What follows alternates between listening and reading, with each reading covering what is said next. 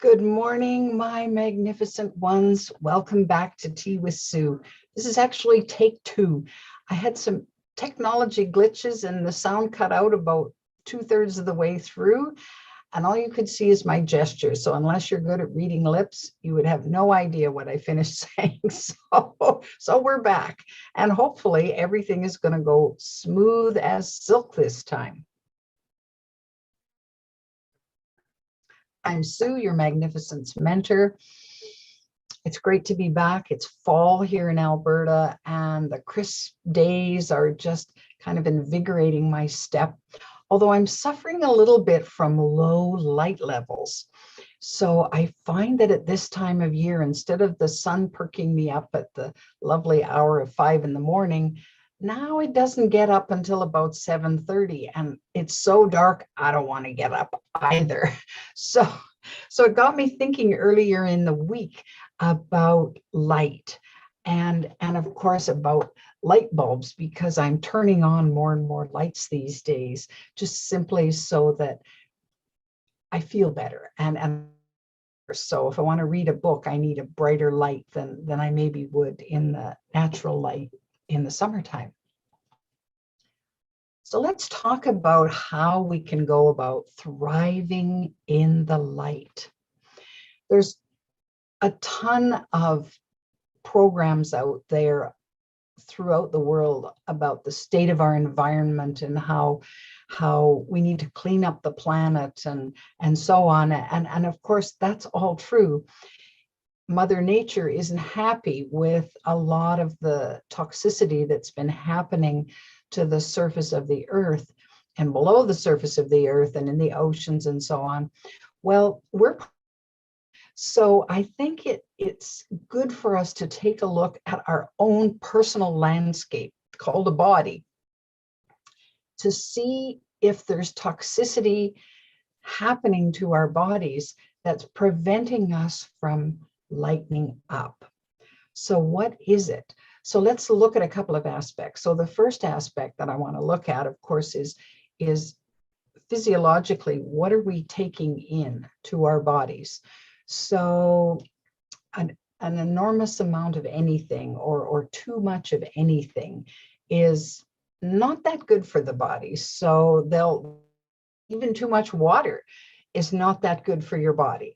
So, but how many times do we, because of the pleasure that we get from a taste sensation or comfort from a substance that soothes us in some way, carried to extreme, it can harm our bodies. So if you're always going for the bags of chips and cheesies and candy bars and all of the quotes junk food that's out there, the body does not do that well on that kind of stuff. I mean, our cells are meant to be nourished by good minerals and vitamins and foods that liven us up, that bring us up. And so that as old cells die off and new ones come, then there's nourishment for them. But they've certainly determined that the junk food doesn't do a lot for nourishing good cells.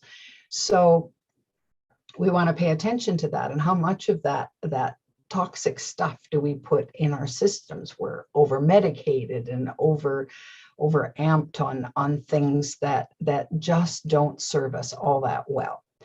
Well, then, of course, if we look also at the toxicity that's around us in relation to people's attitudes, in relation to people's feelings and people's thoughts, there's an awful lot of bombarding that happens.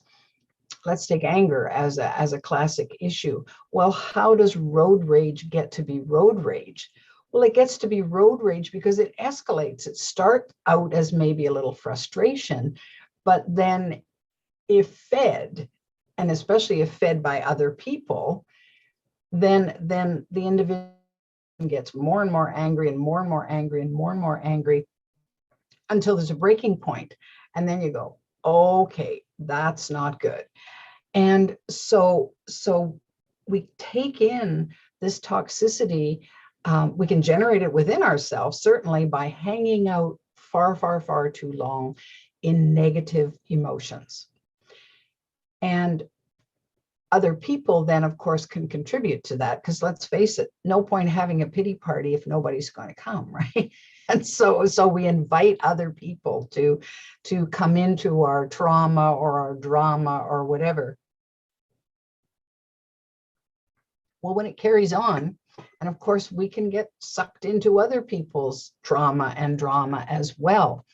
Well, we're talking about dark and light here, and certainly there's nothing wrong if we take the judgment out of either of those. There's nothing wrong in hanging out in a dark place if that's where you are, because that happens. I've had more than one dark night of the soul that seemed to carry on for months, and in some cases years, where I wasn't in a happy place, and I had trouble lightening up. I wasn't sure how to even do that. And of course, my long-suffering friends and relatives had to suffer through that as well. And some of them just flat out said, well, okay, if that's where you want to be, but they took off and did other things because it was too much for them. And so, sorry, guys, for putting you through that. So, but we have that same choice in relation to people we know. If they want to hang out in a dark place and they're stuck and that's where they want to be for a while, then you can give them that benefit. They can go do that, but it doesn't mean you condone where they are, and you accept it, but you don't necessarily condone, because you can see the challenge that's causing them. But they're only going to work themselves out of it when they work themselves out of it. So what's happening with you personally? Are you allowing yourself to be sucked into that, and oh, poor them, and you just wallow the same as they do? Well, what good does that serve? Maybe it's time to allow them to just let them do what they're doing, and you back off and you say, you know what, when you're ready, I'm here. And you go off and find your own things that nourish you and support you and help you grow better, because two people down in the dumps like that is not going to help anybody. So you want to come from a strong point so that when they're ready, you can help lift them up and help them lighten up in whatever way you can. So darkness isn't a bad thing per se. If you think of a seedling or a seed, starting from a seed, seeds require darkness. So they're buried in under the soil for a period of time until maybe the outer shell softens up and there's a little moisture there. And eventually they send up a tiny little shoot that breaks the surface of the ground when it's strong enough, and then it's ready for the light. And now, if it gets too much light right away, then it can just die off, because it doesn't have the strength to cope with that much light. So, but properly and nourished in just the right amount of light, and then it grows and grows and grows into a strong plant. Well, we're kind of like that too, is that we need nurturing, and we need to be able to come out of whatever little cocoon that we've been in and find our way toward the light, and then allow that to nourish us in whatever way it does. So if we can imagine that every cell in our body is filled with light, and you can see it in people because it radiates out of them. It might radiate from their eyes, from the expression on their face, from just almost a glow around them, if you want to call it an aura of energy. And people gravitate towards those kind of people because they feel warm and cared for, and they want to participate in that light.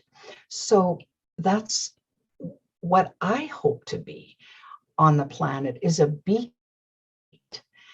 And the only way that I can be a beacon of light, and the only way that you can be a beacon of light, is to fill yourself with that light and sometimes what that means is investigating and exploring the dark places in you that are preventing that light.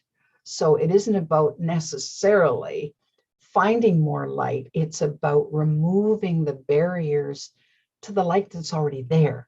It's about pulling yourself up and out so that you see yourself and you feel yourself as that person who thrives on light. So out of survival into thrival. Well, of course, when we're coming from that place, it's a whole lot easier to help others come up to that place. Those that are ready, those that are willing, those that are able to do that, you can nurture that along and help them learn what you did to get to eliminate those barriers and help you move into a different space. So now, can we get sort of sucked into the negativity? Of course we can. I did it just a couple of weeks ago by clicking on a TV show that I didn't realize was a horror show. And usually I avoid anything that dark, and I don't want to be scared, and I don't want all that gore and so on. So I don't watch those kind of shows. But for some reason I did. And I'm kind of binge watching late at night. And it was more gruesome than I thought it was going to be. And I'm going, what am I doing? I'm kind of hooked on the characters, and I'm hooked on the idea that I want to find out how this turns out. Like, can they actually make something of this and have what I would look forward to, which would be a happy ending? And as it turned out, it just continued to be bleak and bleak and bleak and bleak and bleak. And at the end, well, it wasn't a happy ending. Most everybody got killed off, and the two that were left, well, it was sad. And so I finished it, and I'm going, what have I just done? Well, of course, I didn't sleep that well, and I felt kind of off for a few days. So I thought something to kind of purge this from my psyche, because it had just kind of stuck there. And every now and again, I'd kind of revisit a piece of that, and I'm going, ew, I don't like this. So I just deliberately, I started asking around and said, okay, what are you watching on TV that's kind of fun? And so I was referred to a comedy show that had been out for a while, and the series was all over, but because I have Netflix and I could watch all of it, then I started watching this series. If you want a lighthearted comedy, it's called Schitt's Creek. Just a half-hour Canadian-made comedy that I just was entranced with. I loved the characters. I got lots of laughs, and of course I'm binge watching it. That's kind of my habit sometimes when I really like a series. And so I'm watching it. Well, by the time I through all 6 seasons, I felt much better. It just lifted my spirits, and I'm thinking, that's what I talk about. And there was lots in there that was like real life and the things that happen to everyday people, but it was heartwarming and inspiring, and I got out of it. So that kind of supplanted this other piece. So how often do we do that to ourselves? Is that we deliberately dive into something that's really, really dark, and then don't feel good afterwards. It's like junk food for the mind. We don't feel that good. So then I turn to something more lighthearted, something that fed me rather than kind of took away from me. It happens, and it's good not to judge it and say, well, I did that. Well, I must have done that for a reason. Well, if I hadn't done that for a reason, I wouldn't have had that to talk about today. So I guess it served its purpose. Well, but we're easily sucked into that because sometimes it feels like that survival down in the muck kind of stuff is what's more familiar to us, what's more comfortable. Are we comfortable with being joyful and effervescent and lively and at peace and touching ecstasy? Not so much. Not so much. We don't. Who are the role models that live like that? So, but we have lots of role models of people living miserable lives or greedy lives or power hungry lives or whatever. And so we're well acquainted with what that is. And even though we may not like it, we feel comfortable there. What I'm suggesting is that we start getting more comfortable with feeling lighter, with feeling more joy, feeling more peace, feeling more happiness. It's a muscle that needs to be exercised. And what can bring in more light? What can bring in more light? And then we find, as we uncover all of those things that are preventing us from doing that, it's easier and easier to hang out in the light and invite others to do the same. So that's your challenge for this next week, is to find ways to lighten up. I'm going to lighten up on Monday because it's Thanksgiving here in Canada, and I have a mind to make a pumpkin pie, which just brings me all kinds of joy. It's a vegetable, right? And so it'll be good for me. In the meantime, remember, you are magnificent. You can have the life you want and deserve. So just go for it. Have a glorious weekend. If you like my videos, you can always subscribe to my channel. Please feel free to share these videos. And if you want more of Tea with Sue, you can always download my app, The Magnificence Mentor. It's a free download. Take good care. Until next time.